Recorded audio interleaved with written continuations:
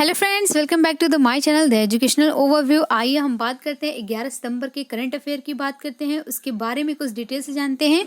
उसके पहले अगर आपको मेरी ये वीडियो पसंद आती हो तो प्लीज़ मेरे चैनल को सब्सक्राइब करें, वीडियो को लाइक और शेयर करें। आइए बात करते हैं क्या है। आज मुझसे एक गलती हो गई है। आज मैंने 10 सितंबर एक साल पहले के करंट अफेयर को पहले में ही डाल दिया है, सो माफ़ करिएगा आप लोग, बट जान लेते हैं कि क्या है। 10 सितंबर 2021 को किसने राष्ट्रीय अल्पसंख्यक आयोग के अध्यक्ष के रूप में कार्यभार संभाला है? तो आपको बता दें, ऐसा करने वाले हैं सरदार इकबाल सिंह लालपुरा जी हैं। और उन्हें ये जो राष्ट्रीय अल्पसंख्यक आयोग है, यह एक संवैधानिक आयोग नहीं है। इसका जो वर्णन है हमारे संविधान में नहीं किया गया है, बल्कि यह एक क्या है, संविधिक आयोग है। संविधिक आयोग क्या होता है? जो हमारी संसद के अधिनियम द्वारा बनाई जाती आयोग है, वो संविधिक आयोग कहलाती है। इसकी जो स्थापना होती है संसद के अधिनियम द्वारा होती है, और ये 1992 के संसद के अधिनियम द्वारा इसका स्थापना किया गया था। जो अल्पसंख्यक मंत्रालय के जो मंत्री हैं वो मुख्तार अब्बास नकवी जी हैं। आइए इसके बारे में कुछ और मानवाधिकार, राष्ट्रीय मानवाधिकार आयोग के अध्यक्ष कौन है? तो आपको बता दें, जो अगर दोस्तों कोई पूछे तो अरुण कुमार मिश्रा जो राष्ट्रीय मानवाधिकार आयोग के अध्यक्ष हैं। और जो राष्ट्रीय मानवाधिकार आयोग है वह भी एक संविधिक आयोग ही है, हमारी संसद द्वारा बनाया गया ही एक आयोग है। इसकी जो स्थापना हुई थी 1993 के अधिनियम द्वारा की गई थी। मानवाधिकार जो दिवस है वो 10 दिसंबर को मनाया जाता है। राष्ट्रीय महिला आयोग के अध्यक्ष कौन है? रेखा शर्मा जी हैं, राष्ट्रीय महिला आयोग की अध्यक्ष हैं। राष्ट्रीय अनुसूचित जाति आयोग के अध्यक्ष, तो आपको बता दें, जो राष्ट्रीय अनुसूचित जाति है ये एक संवैधानिक आयोग है, क्योंकि इसका जो वर्णन है हमारे संविधान में मिलता है। किसके अंतर्गत मिलता है, आइए बात कर लेते हैं। इसके जो अध्यक्ष हैं विजय सारपला जी हैं। यह आयोग जो है एक संवैधानिक आयोग है। इसका जो वर्णन है अनुच्छेद 338 के तहत किया गया है। और आपको याद होगा, जो अनुच्छेद 338 है उसमें एक संशोधन किया गया था, और संशोधन करके एक राष्ट्रीय अनुसूचित जनजाति आयोग बनाया गया था।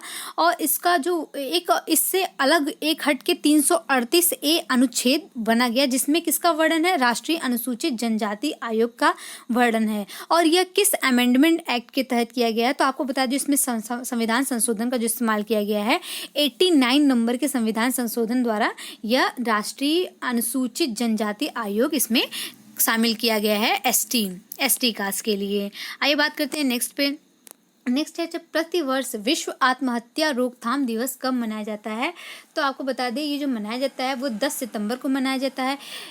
इस बार 2022 में जो इसकी थीम रही है, राष्ट्रीय प्रतिवर्ष जो विश्व आत्महत्या रोकथाम दिवस जो है, इसकी जो थीम रही है creating hope through the action, इसका थीम रहा है। आइए बात करते हैं नेक्स्ट है अंतर्राष्ट्रीय साक्षरता दिवस कब मनाया जाता है? 8 सितंबर को मनाया जाता है। अंतर्राष्ट्रीय शांति दिवस 21 सितंबर को। विश्व ओजोन दिवस जो है 16 सितंबर को मनाया जाता है, और हिंदी दिवस 14 सितंबर को मनाया जाता है। आइए बात करते हैं नेक्स्ट पे, सितंबर 2022 में भारतीय सेना और वायुसेना ने किस राज्य में गगन स्ट्राइक संयुक्त सैन्य अभ्यास जो किया है? तो आपको बता दें, जो इसमें सेना और भारतीय वायुसेना दोनों शामिल हैं, भारतीय वायुसेना के द्वारा शामिल किया गया है। आखिर में इसकी वजह क्या हो सकती है कि ये सैन्य अभ्यास किया गया है? तो आपको बता दें, ये पंजाब के अंदर किया गया है, पंजाब के कुछ शहरों में किया गया है। और इसका जो उद्देश्य है, सेना और वायुसेना ने मिलकर किया है। पंजाब में इसका आयोजन क्यों हुआ? आखिर वजह तो होना चाहिए कि इसका जो आयोजन था वो पंजाब में ही क्यों हुआ? तो आपको बता दें, जो पश्चिमी राज्य हैं इसमें जो आकस्मिक अगर स्थिति कोई उत्पन्न होती है तो उससे निपटने के लिए जो सेना की तरफ से इसकी तैयारी होगी, इसलिए इसका आयोजन गगन स्ट्राइक किया गया है। और सेना की तरफ से इसमें जो खड़गा कोर बटालियन है इसमें हिस्सा लिया था, और ये जो संयुक्त सैन्य अभ्यास था वो 4 दिन चला था। याद रखिएगा दोस्त कि 4 दिन यह संयुक्त अभ्यास चला था। सितंबर 2022 को किस राज्य में एक सैन्य स्टेशन का नाम और सड़क मतलब सैन्य स्टेशन भी और सड़क का भी नाम जो है भारतीय सेना के जो पहले चीफ ऑफ डिफेंस स्टाफ थे, जो दिवंगत जनरल बिपिन रावत के नाम पर रखा गया है? तो आपको बता दें, ऐसा करने वाला अरुणाचल प्रदेश है। अभी आप कोई बोलेगा तो ये तो उत्तराखंड के थे, तो उत्तराखंड में क्यों नहीं हुआ? तो आपको बता दें, इसका वजह है क्या है कि जो जनरल बिपिन रावत जी थे वो अरुणाचल प्रदेश में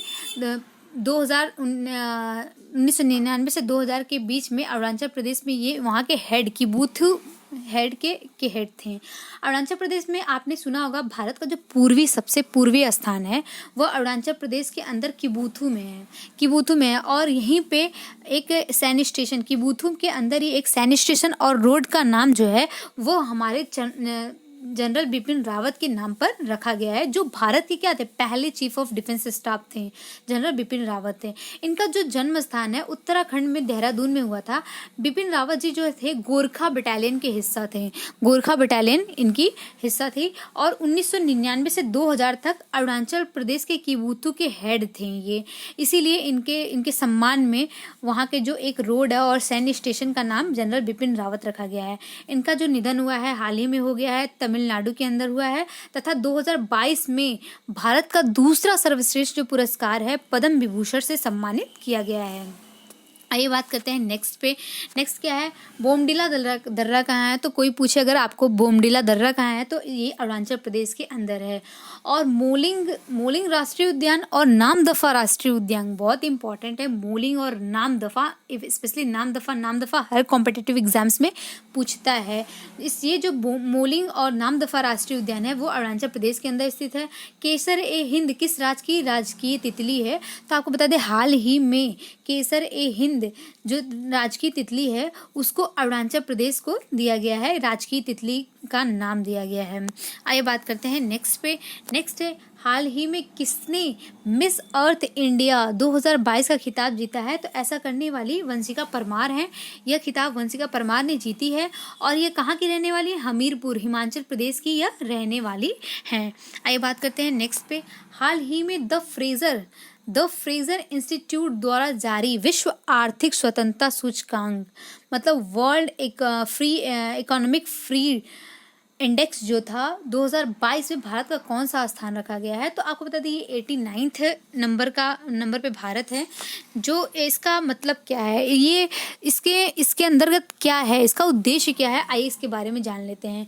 जो विश्व आर्थिक स्वतंत्रता सूचकांक 2022 है ये जारी तो हुआ है 2022 में, लेकिन जो इसके आंकड़े हैं वो 2020 के आंकड़े इसमें रखे गए हैं। और ये किसके द्वारा जारी होता है, द फ्रेजर इंस्टीट्यूट कनाडा में जो है वो उसके द्वारा यह जारी किया जाता है। इसका उद्देश्य क्या है, जो कौन से देश की अर्थव्यवस्था है कितनी मुक्त है, इसका उद्देश्य है कि यह जानना कि कौन सी देश की अर्थव्यवस्था है कि जो सरकार से मुक्त है, मतलब कितना ट्रांसपोर्टेशन जो सरकार के कब्जे में नहीं है वो चीज़ इसको बस जानना है। तो यह तय करना हो इसका कितनी मुक्त है अर्थव्यवस्था, यह तय करना इसका काम है, उद्देश्य है।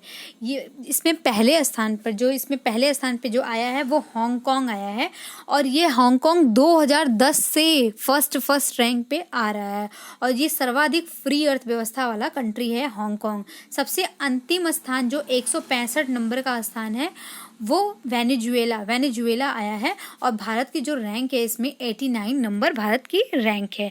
Thank you for watching my video friends.